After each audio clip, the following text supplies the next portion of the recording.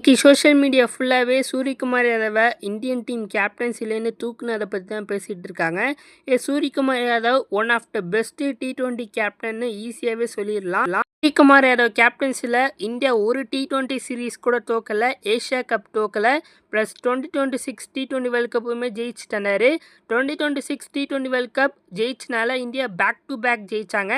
அது மட்டும் இல்லாமல் 2024 T20 வேர்ல்ட் கப்புமே சூரியகுமார் யாதவ் லாங் ஆஃப்ல ஒரு கேட்ச் பிடிப்பாரு. அந்த கேட்ச்னால தான் அந்த வெற்றி அந்த கப்பு இந்தியாவுக்கு கிடச்சிச்சு.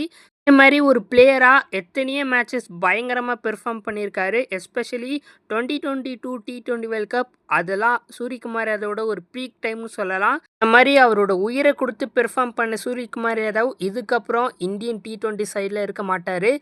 அவரோட ஃபார்ம் கொஞ்சம் லோவாக இருக்குன்றனால அவரை தூக்கியிருக்காங்க. அதான் இப்போ ஸ்கை இந்தியன் டீமில் இல்லைனாலுமே அவர் பண்ண சம்பவம் நம்ம லைஃப் ஃபுல்லாகவே மறக்க முடியாது. So thank you sky.